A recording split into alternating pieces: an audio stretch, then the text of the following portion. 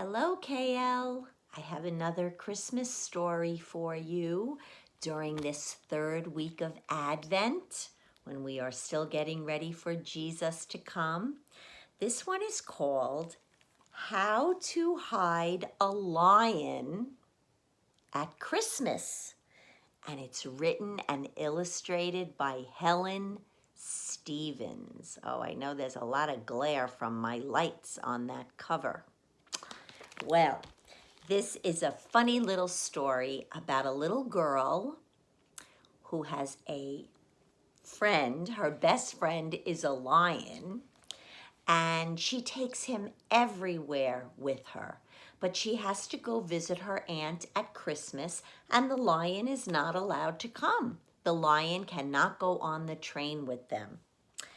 And the little girl is very sad to leave her lion home alone. But let's see what happens. Let's get right to it. How to Hide a Lion at Christmas by Helen Stevens. It was Christmas Eve, and Iris and her family were getting ready to set off for her Aunt Sarah's. Iris was very excited. "You'll love Christmas," she said to her lion. The lion had lived with Iris ever since he arrived in town, and all the townspeople loved him.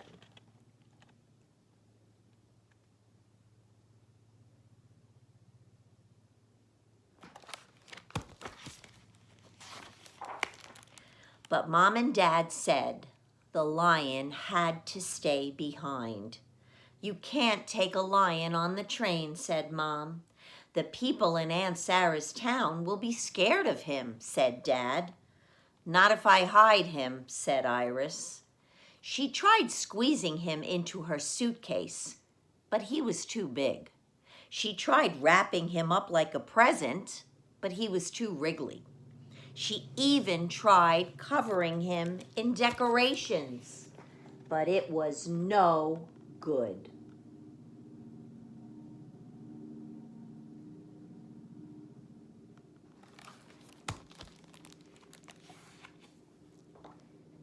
That's a big lion she has there.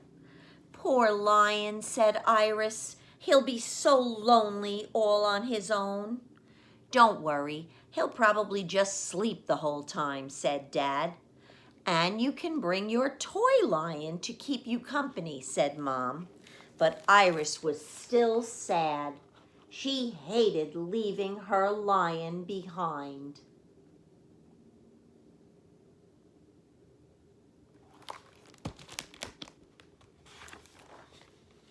The lion didn't like to see Iris unhappy, so when the family set out for the train station, he followed them.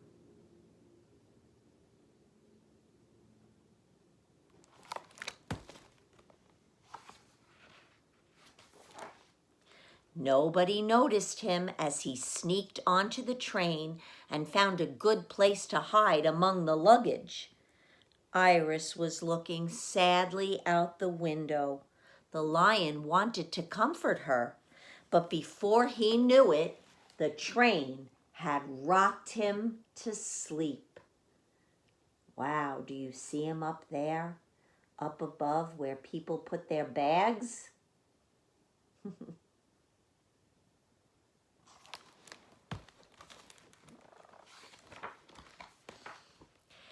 He was still fast asleep when the family reached their stop and got off the train.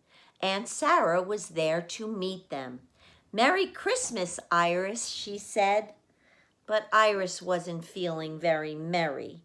She kept thinking about her lion at home, all alone. If only she knew. The lion wasn't home at all. He was still on the train and heading far, far into the night.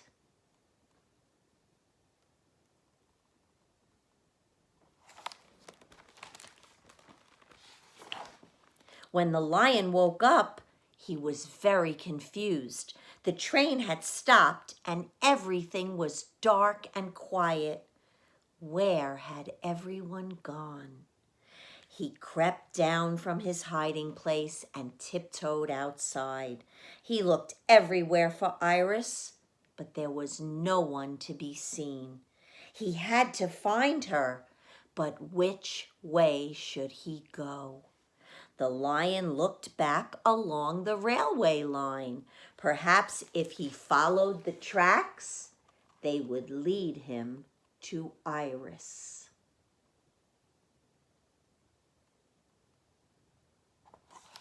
Well, that was a good idea. Smart lion.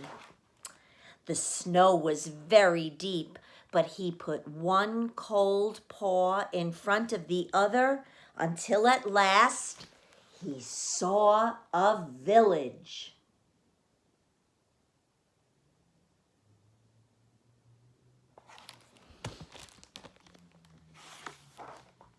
In the main square, he saw a huge tree festooned with colored lights, and people were singing all around it.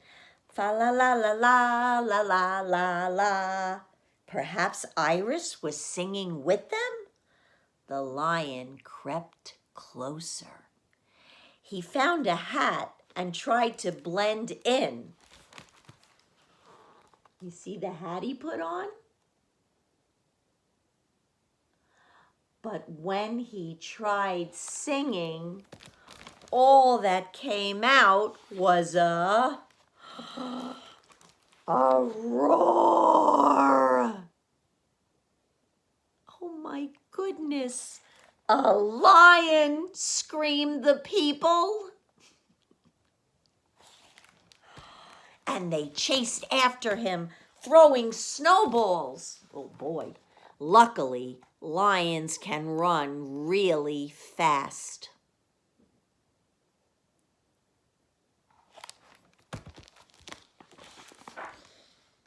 They're good at hiding in trees, too. As the crowd ran past, the lion noticed something in an upstairs window. Let me show you what's going on here. The lion ran up a tree, and the people that were chasing after him ran past him.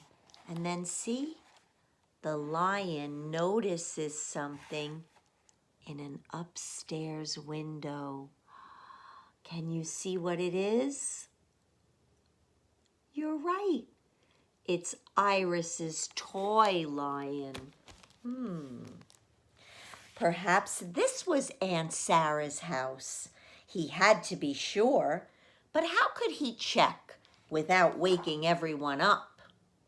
Just then, the lion saw a funny thing. A man in a red coat was climbing up and down all the chimneys. Maybe that's how the lion could get inside.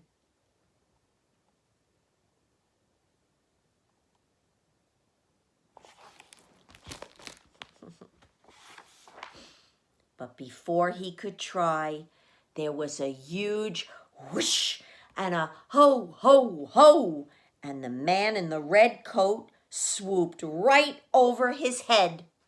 The lion slipped, the snow slid off the roof, whoomph, and landed on top of him. He couldn't even move a whisker. Look at him over here on the bottom. Oh my goodness.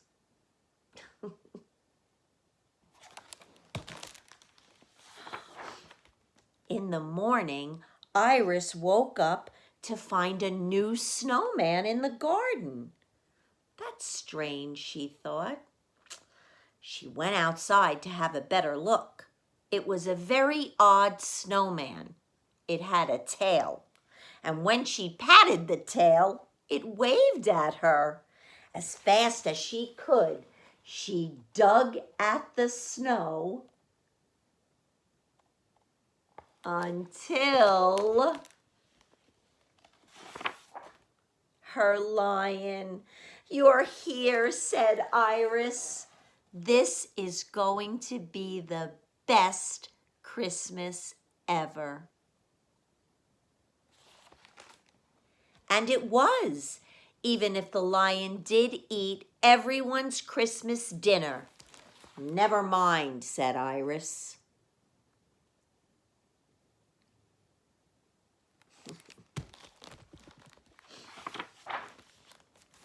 I prefer pizza anyway.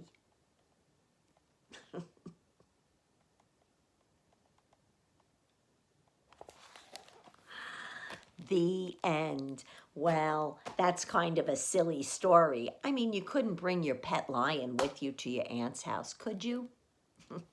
Okay, KL.